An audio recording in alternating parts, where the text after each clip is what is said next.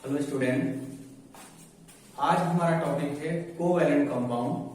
पिछले वीडियो में हमने आयनिक कंपाउंड के बारे में डिटेल में जाना था। आज हम कोवैलेंट कंपाउंड के बारे में डिटेल में जानेंगे।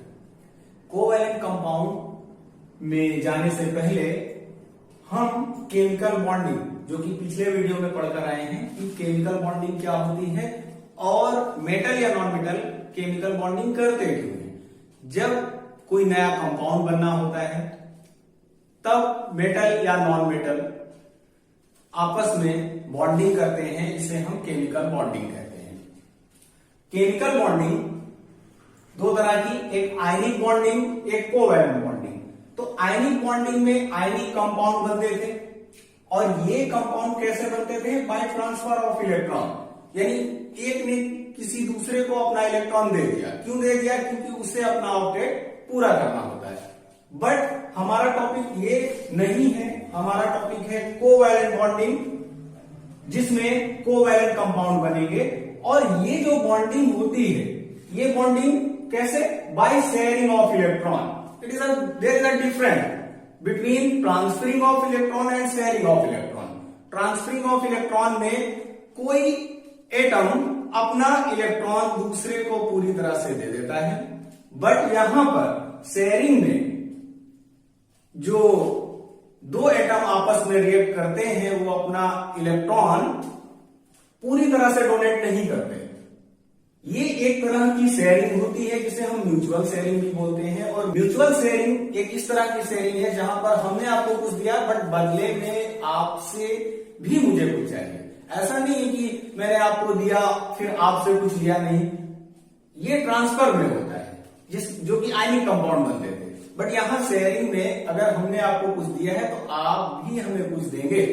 कुछ इसी तरह की शेयरिंग यहां पर कोवैलेंट बॉन्डिंग में होती है। और जो शेयरिंग होती है इलेक्ट्रॉनों की, अगर एक इलेक्ट्रॉन की शेयरिंग हुई है तो सिंगल बॉन्ड, दो इलेक्ट्रॉन की शेयरिंग हुई है तो डबल बॉन्ड, और तीन इलेक्ट्रॉन की शेयरिंग हुई है तो ट्रिपल बॉन्ड। यानी यहां पर जो बनने वाले कंपाउंड हैं वो तीन तरह के बॉन्ड बनाते हैं, single bond, double bond, triple bond. Single bond कब? जब एक इलेक्ट्रॉन शेयर होगा। डबल बॉन्ड जब दो इलेक्ट्रॉन, ट्रिपल बॉन्ड जब तीन इलेक्ट्रॉन। फाइनली कंक्लूजन ये निकल कर आता है कि covalent compound formed by sharing the electron between two same और different types of atoms, it is usually forms between non metal and non metal. ये इंपॉर्टेंट है। कोवैलेंट बॉन्ड हमेशा नॉन मेटल और नॉन मेटल के बीच ही बनेंगे। यानी नॉन मेटल और नॉन मेटल जब आपस में अपने इलेक्ट्रॉन शेयर करेंगे तो रिजल्ट में हमें क्या मिलेगा? Covalent compound. और एक चीज यहां पर इंपॉर्टेंट है कि ये जो शेयरिंग होती है वो टू सेम और डिफरेंट टाइप्स ऑफ एटम के बीच में होती है। ये इंपॉर्टेंट है। इसका क्या मतलब है? कुछ एग्जांपल लेंगे और क्लियर हो जाएगा। एग्जांपल लेते हैं। आपने क्लोरीन, हाइड्रोजन, इस तरह के मॉलिक्यूल्स देखे होंगे। अब अगर हम क्लोरीन और हाइड्रोजन मॉलिक्यूल्स को अलग करें तो देखिए Cl एंड Cl। अब यहां पर एक चीज देखिए आप कि क्लोरीन एंड क्लोरीन दोनों सेम टाइप्स ऑफ एटम है। तो ये रहा जो लिखा था ना कि सेम टाइप्स ऑफ एटम के बीच में शेयरिंग होगी। और डिफरेंट टाइप का भी एग्जांपल देंगे हम आपको। फिलहाल क्लोरीन का एटॉमिक नंबर 17। अगर हम इसका इसी करेंगे तो कितना आएगा? 2, 8 और 7 इलेक्ट्रॉन। सेम केस इसमें भी 2, 8 और 7। एक इलेक्ट्रॉन की रिक्वायरमेंट इसे है और एक इलेक्ट्रॉन की रिक्वायरमेंट इसे है। ऐसी सिचुएशन में कोई ट्रांसफर करने की पोजीशन में नहीं है, कोई भी ट्रांसफर नहीं करेगा। तो क्या होगा? शेयरिंग होगी। और जब शेयरिंग होगी तो फिर हमें एक और नई चीज सीखनी पड़ेगी, वो है electron dot structure. Electron dot structure बनाना होगा। इसको लुईस डॉट स्ट्रक्चर भी बोलते हैं। इलेक्ट्रॉन डॉट स्ट्रक्चर में हम क्लोरीन एटम के वैलेंस सेल में जितने इलेक्ट्रॉन है उसको रिप्रेजेंट कर देंगे। क्लोरीन एटम के वैलेंस सेल में कितने इलेक्ट्रॉन? 7 इलेक्ट्रॉन। 1, 2, 3, 4, 5, 6, 7। इसे आप डॉट, क्रॉस किसी भी तरह से रिप्रेजेंट कर सकते हैं। सेकंड में भी ऐसे क्लोरीन 1 2 3 4 5 6 7 इलेक्ट्रॉन हमने रिप्रेजेंट कर दिए। अब क्या होगा कि आज अगर इसे पूरा करना है तो ये इससे लेगा, और अगर इससे ये लेगा तो बदले में फिर इसको देना भी होगा। ये अब काउंट कीजिए, 7 उसके पास ऑलरेडी थे, 8 इसने लिया, 8 हुए, ऐसे ये भी करेगा और दोनों के 8 पूरे हो जाएंगे और ये Cl2 क्लोरीन मॉलिक्यूल कंप्लीट हो जाएगा। एक और इंपॉर्टेंट चीज, यहां पर कितने इलेक्ट्रॉन की शेयरिंग हुई है? 1 इलेक्ट्रॉन की शेयरिंग हुई है। तो दोनों के बीच में यानी क्लोरीन और क्लोरीन एटम के बीच में एक बॉन्ड आएगा, सिंगल बॉन्ड, यानी ये दोनों सिंगल बॉन्ड से जुड़े हुए होंगे।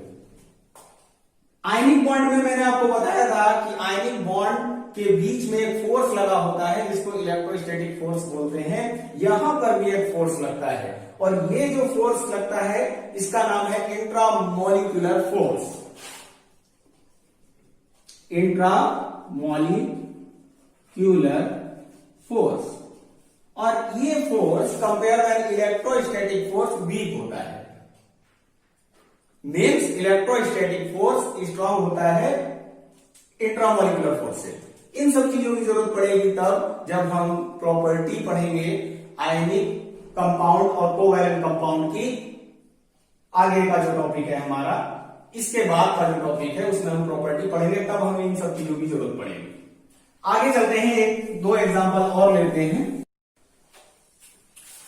दो एग्जांपल लेकर इसे और समझते हैं। CO2 NH3, ये कार्बन डाइऑक्साइड गैस है और ये अमोनिया। कार्बन डाइऑक्साइड गैस जो है वो कार्बन का एक एटम और ऑक्सीजन के 2 एटम को लेकर बनती है। मीन्स एक कार्बन है और 2 ऑक्सीजन है। हमें ये पता है कि कार्बन, ऑक्सीजन ये सब क्या है? नॉन मेटल है।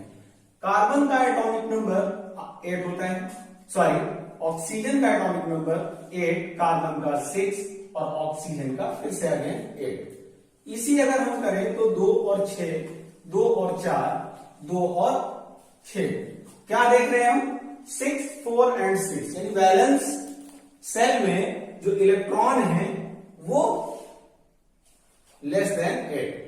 मीन्स ऑक्टेट पूरा नहीं है। ऑक्टेट पूरा नहीं है तो फिर या तो ट्रांसफरिंग हो गया, शेयरिंग होगी, बट यहां पर ट्रांसफरिंग हो नहीं सकती क्योंकि 4 या मोर देन 4 इलेक्ट्रॉन है वैलेंस सेल में, इसलिए शेयरिंग होगी। और शेयरिंग जब हम करेंगे तो उससे पहले क्या बनाएंगे? Electron dot structure. तो ऑक्सीजन वैलेंस सेल में 6, 1 2 3 4 5 6। कार्बन वैलेंस सेल में 4 और अगेन ऑक्सीजन वैलेंस सेल में 1 2 3 4 5 6। ठीक है, अब आप एक चीज यहां पर देखिए, 6 है, कितने की जरूरत है? 2 की, तो ऑब्वियस है 2 इससे लेगा। 6 है, कितने की जरूरत है? 2 की, ऑब्वियस है इससे लेगा। और इसके पास कितने हैं? 4। अगर इसके पास 4 है तो 2 फिर ये इससे लेगा, 6, 2 इससे लेगा, 8। क्यों लेगा? क्योंकि इनको डोनेट कर रहा है, इनको दे रहा है। चलिए 8 पूरे हो गए, 8 पूरे हो गए, और 4 इसके खुद के और 2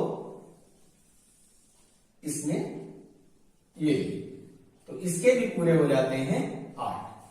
तो हम देख रहे हैं यहां पर शेयरिंग हो रही है और जो बॉन्ड बनेंगे वो डबल बॉन्ड, क्योंकि 2 इलेक्ट्रॉनों की शेयरिंग हुई है इसलिए डबल बॉन्ड, और बन जाएगा कार्बन डाइऑक्साइड का एक मॉलिक्यूल।